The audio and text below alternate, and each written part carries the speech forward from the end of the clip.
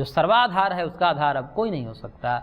इसलिए भगवान कह रहे हैं कि मेरे में सब हैं, मेरे आश्रय से सब हैं, लेकिन मैं किसी के आश्रय से नहीं हूँ। इसलिए भगवान ने कहा कि अहम तेषु न अवस्थित, मैं उनमें अवस्थित नहीं हूँ। मैं उनमें अवस्थित का मतलब, अब एक जगह तो यहाँ पर ध्यान दीजिएगा कि एक जगह कह रहे हैं कि मैं सब में व्याप्त हूँ, अब यहाँ पर कह रहे हैं कि अहम तेषु न अवस्थित, मैं उसमें अवस्थित नहीं हूँ। अवस्थित का मतलब आधार के रूप में कि मैं इन जीवों के आश्रय से, जगत के आश्रय से मैं नहीं हूँ, जगत मेरे आश्रय से है। यह तात्पर्य है इसका। और आगे और इसका चमत्कार दिखा रहे हैं कि देखिए भगवान का चमत्कार कैसा है, और उनके विभूति, उनके ऐश्वर्य, उनकी माया शक्ति की विलक्षणता दिखाकर कह रहे हैं भगवान, न च मत्स्थानि भूतानि पश्य मे योगमैश्वरम भूतभृन्न च भूतस्थो ममात्मा भूत भावनः। कह रहे हैं भगवान कि भूतानि मत्स्थानि न, आप देखिए हाँ उल्टा बोल दिया भगवान। पूर्व में जो बात कहे ऐसा लग रहा है कि ठीक उसी का विरोधी बात कर रहे हैं, और कह रहे हैं कि भूतानि मत स्थानी न, ये भूत मेरे में नहीं है। अभी तो ऊपर कहा कि मेरे में है, ये सारे भूत मेरे आश्रय से स्थित हैं। अब यहाँ पर कह दिए कि भूतानि मत स्थानी न, ऊपर तो मत स्थानी कहा, ऊपर देखिए मत स्थानी सर्वभूतानि ये कहा, और नीचे क्या कह दिया, न च मत स्थानी भूतानि। विरोधाभासी बातें कर रहे हैं भगवान। तो भगवान है ही ऐसे, क्योंकि भगवान को समझना बड़ा कठिन हो जाता है। इसलिए जब दोनों प्रकार से साध करके वचन नहीं किया जाता है तो भगवान के स्वरूप का पूर्ण रूप से उद्घाटित नहीं कर पाता। भगवान सबको धारण भी किए हैं और नहीं भी किए हैं। भगवान के आश्रय से सब है और भगवान किसी का आश्रय भी नहीं है, दोनों बातें हैं। अब ये कैसे है, तो इसको ऐसे समझना पड़ेगा कि भगवान असंग हैं। असंगो ह्ययं पुरुष इति जो उपनिषद का वाक्य है, भगवान को असंग बताया जाता है, निर्लिप्त बताया जाता है, निर्लेप है भगवान। असंग का मतलब वह किसी से चिपकते नहीं, किसी से संश्लिष्ट होकर के, मिश्रित होकर के। और जैसे हम पृथ्वी पर हैं, हम इस चौकी पर बैठे हैं तो हम चौकी से चिपके हुए हैं, जुड़ाव है, तो चौकी हमसे सटी हुई है, चिपकी हुई है, इनका संयोग है। तो कुछ दिन में हो सकते है कि चौकी में भी विकार आ जाए, हमारा आधार है, हम आधे हैं, ये हमारा आश्रय है, हम इस पर आश्रित हैं। लेकिन आश्रय आश्रित भाव होने से आधे के संबंध से आधार में भी विकार हो जाएगा। हम बार बार उस चीज पर बैठेंगे तो बार बार बैठने से घिस जाएगी, बदल जाएगी। तो आधे के संबंध से आधार में भी विकार होता है। अब भगवान आधार हैं इस जगत का, और आधार होने से तो प्रश्न ये भी उठ सकता है कि आधे के संबंध से आधार में भी विकार हो सकता है।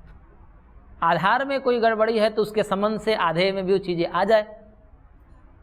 जैसे गर्म लोहा है और उसके साथ कोई भिन्न लोहा चिपकाया जाए तो भी तो गर्म हो जाएगा, उसमें भी विकार आ जाएगा। या ठंडा लोहा है और उसमें गर्म लोहा चिपकाया जाए तो इस गर्म लोहे का प्रभाव उसमें पड़ जाएगा, तो दोनों में विकार होने की संभावना है। तो भगवान समस्त जगत में व्याप्त होकर के उनको धारण भी किए हुए हैं। भगवान व्याप्त करके उनको धारण भी किए हुए हैं, और धारण करने से जैसे घटपटादी वस्तुएं, जैसे घड़े में पानी रख दिया तो पानी आधेय हो गया, घड़ा आधार हो गया। तो पानी की जो शीतलता है, उस शीतलता से प्रभावित घड़ा भी ठंडा हो जाता है। घड़े के भी बाहरी पृष्ठ को हम छूते हैं तो वो ठंडा हो जाता है, तो उसमें भी प्रभाव हुआ। यदि ऐसे ही भगवान हैं तो समस्त जीवों के अंदर रहते हुए भगवान में भी जीवों के कर्मों के परिणाम आ जाए। भगवान हृदय में है सबके, सब जगह व्याप्त है, पूरा संसार भगवान से आच्छादित है, तो सब जीवों के अंदर है, और प्रत्येक जीवों के अंदर पाप कर्म है, प्रत्येक जीव दुख भी भोगते हैं। तो उन जीवों के पाप और दुख का संबंध भगवान से बन जाएगा तो भगवान भी पापी और दुखी हो जाएंगे, क्योंकि वो भी उसमें समाहित है।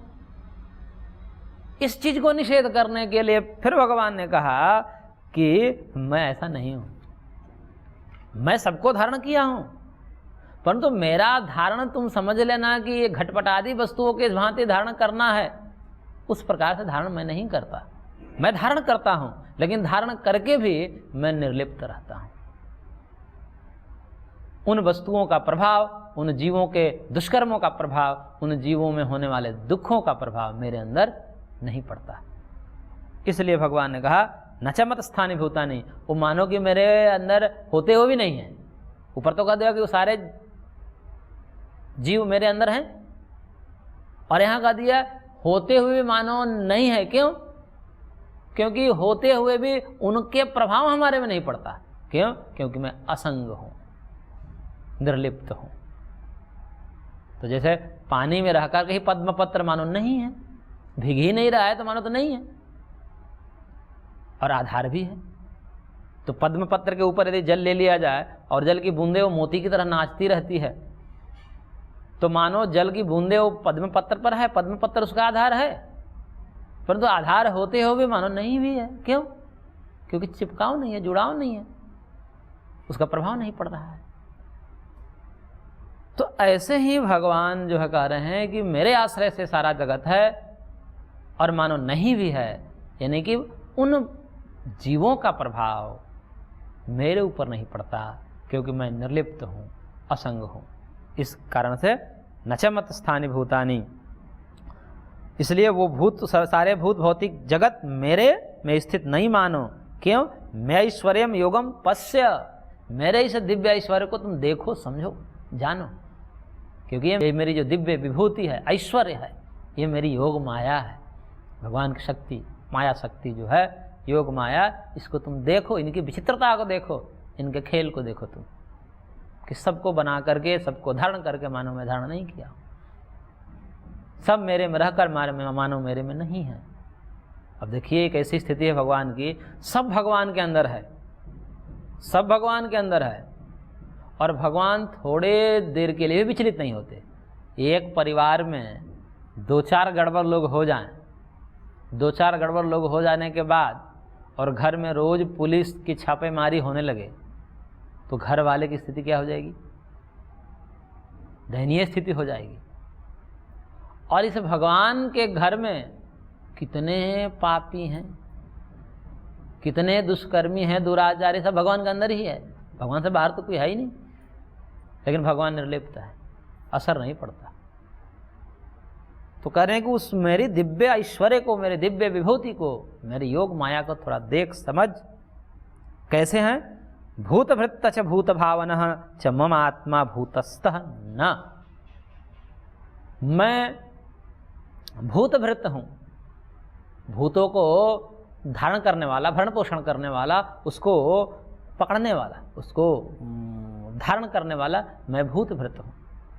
मैं भूत भरता हूं, उनका भरण करने वाला, उनको धारण करने वाला, उनका पोषण करने वाला हूं। और यही नहीं, भूत भावना, भूतों की उत्पत्ति करने वाला भी मैं ही हूं, प्राणियों की उत्पत्ति करने वाला भी मैं ही हूं, और उत्पन्न करके उनको धारण भी मैं ही कर रहा हूं। लेकिन फिर भी ममात्मा भूतस्थ न, मेरा आत्मा, मेरी स्वभाव जो है, मेरा जो स्वरूप है, भूतस्थ नहीं है, मैं उसमें नहीं हूं। ये परस्पर विरोधी बातें हैं ना।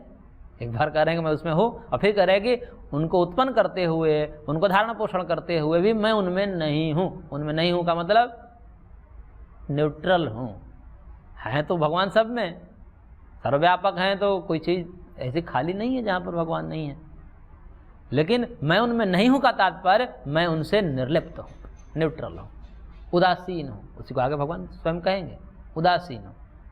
जैसे कोई व्यक्ति उदासीन हो जाए, कोई लेना ही देना नहीं, उसके सामने क्रिया घट रही, मैं लेना ही देना नहीं, तो वहां रहते हुए मानो नहीं है। कोई घर में एक ऐसा व्यक्ति हो जाता है, विरक्त जैसा रहता है, बोला कि भैया तुम लोग कुछ भी करो, हमें मतलब नहीं। ऐसा हो जाता है व्यक्ति, धीरे धीरे वो ऐसी विरक्त स्थिति को प्राप्त कर लेता है कि घर में रहते हुए घर में कुछ और चल रहा है, बेटे कुछ और बना रहे हैं, भविष्य की योजनाएं, ये करना है, ये करना है, ये करना है। वही बाप बैठा होकर है कि बाबूजी ऐसा कर रहे हैं, ऐसा कर रहे हैं, ऐसा करेंगे। फिर बोले कि भैया तू कुछ भी कर, हमें कोई लेना देना नहीं, न्यूट्रल है। तो एक ऐसी स्थिति आ जाती है जहां पर सब कुछ हो रहा है लेकिन वह उदासीन है, उस क्रिया में लिप्त नहीं है, निर्लिप्त है। और जो उदासीन रहता है तो फिर वो जो उथल पुथल मचेगी उस क्रिया को करने में, तो बाकी जो योजनाएं बनाए हुए हैं वो तो प्रभावित होंगे, लेकिन वो बाप प्रभावित नहीं होगा। क्यों? क्योंकि न्यूट्रल है। बोलेगा मेरा मतलब ही नहीं है, तुम लोग करो जैसा करना है।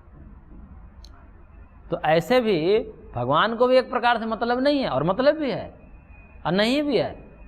मतलब इसलिए नहीं है क्योंकि वो उस स्थिति से प्रभावित नहीं होते हैं, और मतलब इसलिए है कि ये जीव पाप करके और सुख की कामना ना कर लें, इनको दुख मिलना चाहिए, इसलिए उनको मतलब भी है।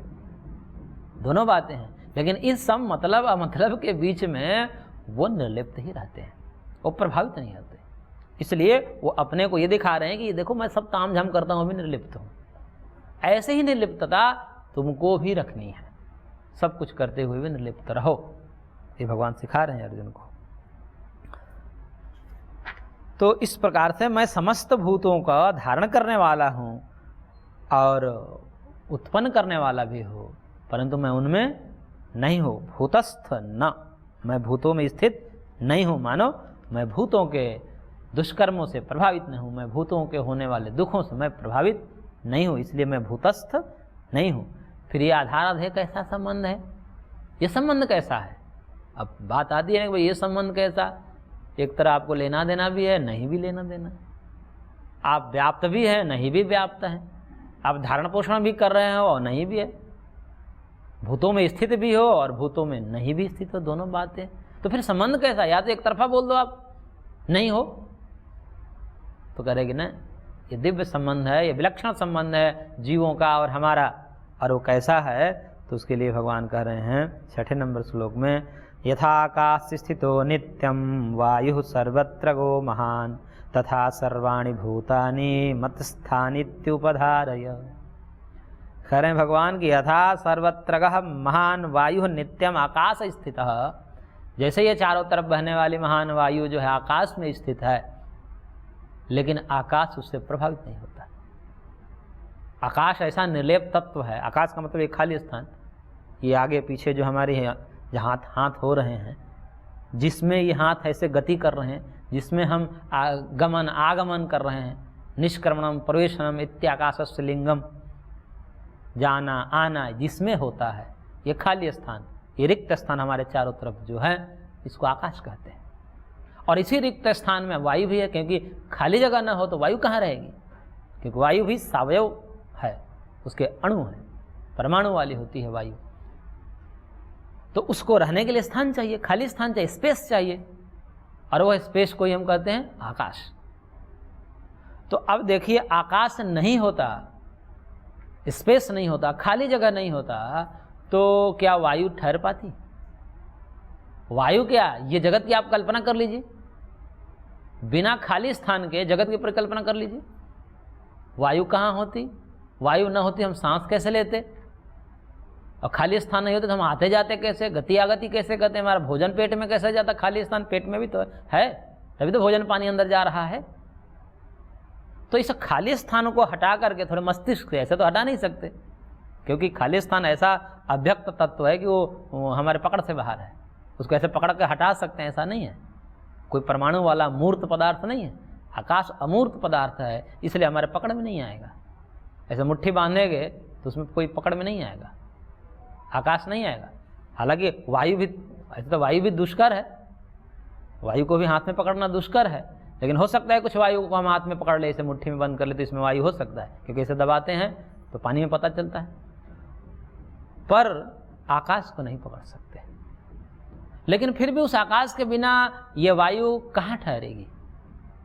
कहीं इसका स्थान नहीं है, लेकिन फिर भी है, संबंध है दोनों में। आकाश क्या है? आधार है, और वायु आधेय है। आकाश आश्रय है और वायु आश्रित है। परंतु जो वायु के होने वाले गुणधर्म हैं, उन गुणधर्मों से आकाश प्रभावित नहीं होता है। और आकाश तो इतना निर्लेप है, कहते हैं कि आकाश में कीचड़ उछालेगा कोई व्यक्ति तो कहाँ जाएगा? आकाश गंदा होगा? आकाश गंदा नहीं होता। तो इसी प्रकार आकाश कहाँ नहीं है? सब जगह है आकाश। आकाश हमारे बाहर भी है और हमारे अंदर भी है। आकाश सब जगह है, लेकिन वह उन चीज़ों से प्रभावित नहीं होता, निर्लिप्त रहता है आकाश। तो आकाश की निर्लिप्तता जिस प्रकार से है, उस प्रकार से भगवान कह रहे हैं कि मैं भी निर्लिप्त हूँ। और आकाश की सर्वाधारता जिस प्रकार से है, भौतिक भूतों के दृष्टिकोण से देखें तो पृथ्वी, जल, तेज, वायु, इन सब का आधार क्या है? आकाश है। तो जैसे उसकी व्यापकता है, निर्लिप्तता है, सर्वाधारता है, वैसे मैं भी हूँ, क्योंकि मैं आकाशों का भी आकाश हूँ। इसलिए महर्षि बादरायण वेदव्यास जी ने एक सूत्र दिया और उन्होंने कहा आकाशस्तल्लिंगात, भले कि आकाशों के आकाश हैं भगवान। इसलिए कई जगह पर आकाश शब्द से भगवान को लिया गया है। वेदों में मंत्र आते हैं, उसमें आकाश शब्द आता है। नहीं ऐसा आकाश आनंदो स्यात्, ऐसा वर्णन आता है कि ये आकाश आनंद नहीं होता। अब वहाँ पर आकाश शब्द जो है परमात्मा का वाचक है। अब कहते हैं कि आकाश तो भूताकाश है, इसे परमात्मा कैसे ले लिए? तो कह रहे कि वहाँ आकाश का मतलब आकाशों का आकाश, परम आकाश। ऐसे भी कहीं कहीं प्राण शब्द से भगवान को कह दिया गया है। तो प्राण का मतलब कोई समझ ले कि ये वायु ही भगवान है क्या? तो नहीं, प्राणों के प्राण, तो प्राण भी भगवान के नाम है ये सब। तो प्राण, ज्योति, कहीं ज्योति शब्द से भगवान को कह दिया जाता है। तो ज्योति का मतलब ये जो भौतिक ज्योति, अग्नि, तो नहीं, ज्योति की भी ज्योति, जिसके कारण ज्योति में भी प्रकाशता शक्ति आती है, वह ज्योति स्वरूप परमात्मा। तो इस प्रकार से भगवान कह रहे हैं कि जिस प्रकार से आकाश और वायु, सर्वत्र बहने वाला वायु जिस प्रकार से आकाश में स्थित है, इसी प्रकार तथा सर्वाणि भूतानि मत स्थानित उपधारय, ऐसे ही सारे भूत मेरे में स्थित होकर के मैं उसको धारण किया हुआ, ऐसे ही तुम जानो। संपूर्ण भूतों को मुझ में स्थित ऐसा उपधारय, ऐसा जानो, अपने मन मस्तिष्क में बैठा लो। और आगे भगवान कहते हैं, क्योंकि यहाँ पर तो धारण शब्द कह दिया, मतस्थानी मेरे में स्थित हैं, धारित हैं। और फिर आगे कह रहे हैं कि सर्वभूतानि कौन्तेय प्रकृतिम यान्ति मामिकाम कल्पक्षये पुनस्तानि कल्पादौ विसृजाम्यहम्। करके हे कौन्तेय, कल्पक्षये सर्वभूतानि मामिकाम प्रकृतिम यान्ति। कल्प के क्षय होने पर, क्योंकि 1000 चतुर्युग का जो पिछले अध्याय में भगवान ने कहा सहस्त्र युग पर्यंतम, कि 1000 युग यानी कि 1000 चतुर्युगी का ब्रह्मा का एक दिन होता है, और उस ब्रह्मा के एक दिन को ही एक कल्प कहते हैं। तो उस एक कल्प में क्या होता है कि सृष्टि टिकती है और दूसरे कल्प में नष्ट हो जाती है। तो कल्प क्षय, कल्प के बीत जाने पर, यानी कि ये जो कल्प बीत जाएगा, यानी कि ब्रह्मा का एक दिन बीत जाने पर, कल्प 2 होंगे, एक तो दिन वाला भी एक कल्प मानेगा, उतनी की ही रात्रि, ब्रह्मा के एक दिन और ब्रह्मा की एक रात्रि। तो यहाँ पर कल्प क्षय यानी कि ब्रह्मा के एक दिन का क्षय हो जाने पर, ब्रह्मा की जब रात्रि होती है तो क्या होता है? तब कह रहे हैं भगवान सर्वभूतानि मामिकाम प्रकृतिम यान्ति। ये सारे भूत भौतिक जितने जगत है, प्राणी हैं, वो मेरे प्रकृतिम मतलब भगवान प्रकृति माया शक्ति को कहते हैं।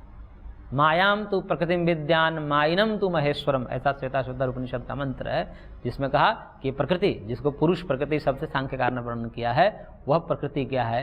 भगवान की माया शक्ति है। तो भगवान की माया शक्ति जो है, त्रिगुणात्मिका माया शक्ति, सत्व रज तमो गुणात्मिका जो ये माया शक्ति है, जिसको प्रकृति शब्द से कहा जाता है शास्त्रों में, उस माया शक्ति में सारे भूत आ जाते हैं, भगवान में नहीं आते। ये ध्यान रखना है। क्यों? क्योंकि भगवान निर्लिप्त हैं। ये सारा खेल भगवान अपने को सेफ रखकर करते हैं। ये बहुत विचार आता है, अब इस पर विचार करेंगे हम। तो भगवान अपने को थोड़ा पीछे रखते हैं और माया को आगे रख देते हैं, और माया के माध्यम से सारे जगत का करते हैं। और माया क्या है? भगवान की शक्ति है, प्रकृति है। प्रकृति माता है, महामाया है, माता है, महामाया सब माता के नाम है। इसलिए शिव और शक्ति, शक्ति के बिना इस जो शिव इस जगत का सर्जन ही नहीं कर सकते। क्यों? क्योंकि तो अपने आप को न्यूट्रल रखे हैं, और जगत में क्या चाहिए? जगत में चाहिए कि भैया आपको न्यूट्रल रहने से काम नहीं चलेगा, जगत न्यूट्रल रहने से नहीं बनेगा।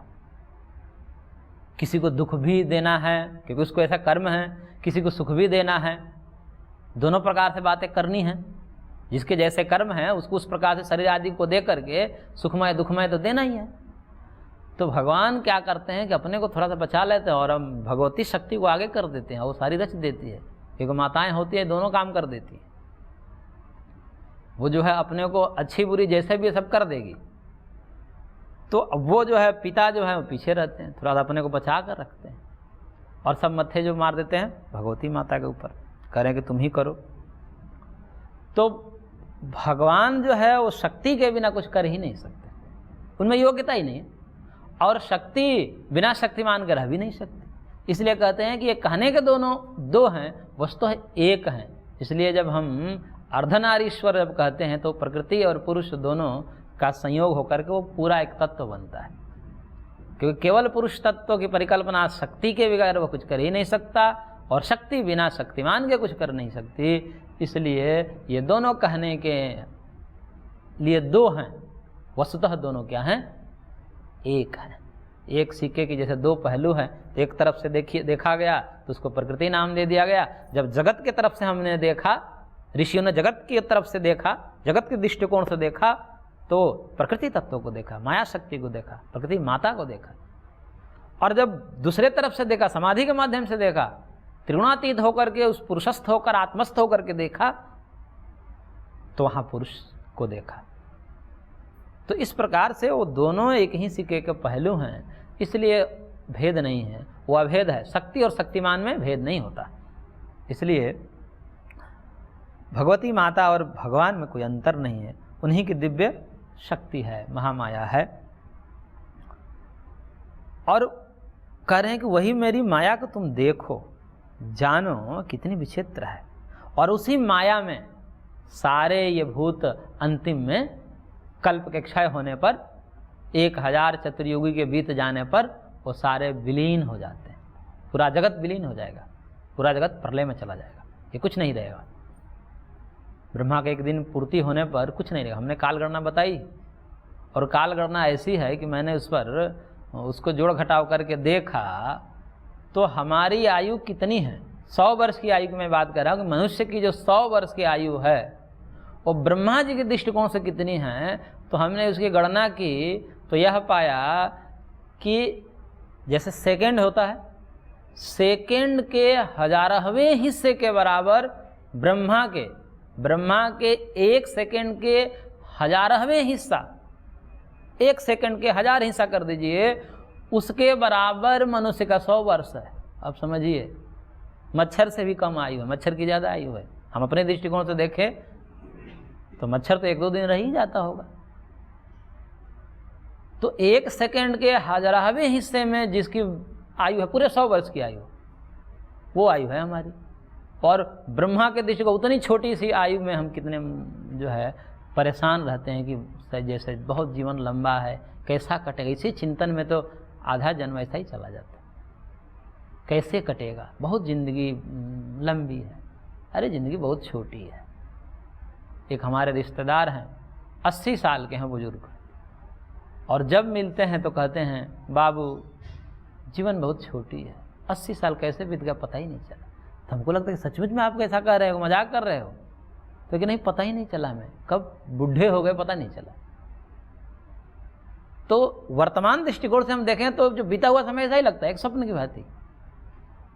तो पूरा जीवन जब बीतेगा तो भी वैसा ही लगेगा जैसे अभी हमें अपना पीछे वाला समय दिखता है, एक स्वप्न की भांति। वो सारी चीज़ें लगता है कि स्वप्न है। तो ऐसे ही इन छोटे से स्वप्न की भांति क्षणभंगुर जीवन को ऐसा मान लिया हमने विकराल, ये तो बहुत बड़ा लंबा समय है। अरे कुछ लंबा समय नहीं है, छोटा सा समय है, इसमें भजन कर लें और ऐसा कुछ योग कर लें, ऐसा कोई साधन भजन कर ले जिससे हम छूट जाएं। तो इस प्रकार से भगवान ने यहाँ पर कल्प क्षय करेंगे। कल्प के क्षय पे सारे भूत मेरे प्रकृति में, मेरी माया शक्ति में आकर के विलीन हो जाते हैं। और कल्प आदौ तानि हम पुनः विसृजामि, और कल्प के प्रारंभ होने से यानी कि पुनः रात्रि के बाद पुनः ब्रह्मा जी का दिन होता है, तो रात्रि पर्यंत तो ये जगत प्रलय में रहता है। 1000 चतुर्युग के बराबर प्रलय की अवस्था रहती है। फिर जब ब्रह्मा जी का दीन होता है तो वहाँ पर पुनः मैं इस जगत की रचना करता हूँ। इस प्रकार बार बार विनाश करना, बार बार प्रलय, ये दिखा रहे हैं भगवान कि पूरा परमानेंट नहीं है जगत। तुम यहाँ आते भी जाते रहो तो एक दिन ऐसा समय आएगा जिस दिन प्रलय मचाऊंगा, त्राहिमाम होगा यहाँ, क्योंकि वो आयु है पूरी होगी, जगत की आयु है। तो हम सोच ले कि उस समय क्या दृश्य होगा कि जब इसका समय पूरा होगा, क्योंकि वैज्ञानिक भी बोल रहे हैं कि सब कुछ का समय है। ये सूरज भी एक दिन अपना प्रकाश देना बंद कर देगा, क्योंकि वो भी सीमित है, उसके भी द्रव्यमान निश्चित किया है वैज्ञानिकों ने। वो जब ऊर्जा खत्म हो जाएगी तो सूर्य के खत्म होने के बाद पूरा सूर्य केंद्र है, ऊर्जा का स्रोत है, सारा संसार खत्म हो जाएगा। उस समय क्या स्थिति होगी, त्राहिमाम मचेगी, सारे जीव कैसा कोहराम मचेगा, वो हम सोच करके विरक्त होवें और जल्दी प्राप्त करके भगवत शरणागति हो जाए, इस संसार चक्र से छूट जाए, यही हमें सोचना चाहिए। और इसी वैराग्य के दिलाने के लिए सब जगत के क्षणभंगुरता का ज्ञान भगवान दे रहे हैं कि जिसको परमानेंट मत समझे, शाश्वत मत समझे। तो इस प्रकार से भगवान ने यहाँ पर कल्प के आदि में सृष्टि का सृजन और कल्प के नष्ट होने पर, कल्प के नाश होने पर फिर जगत का नाश का बताया। आगे हम इसको और जारी रखेंगे। आज की कक्षा को यहीं पर विराम देते हैं, शेष अगले अंक में।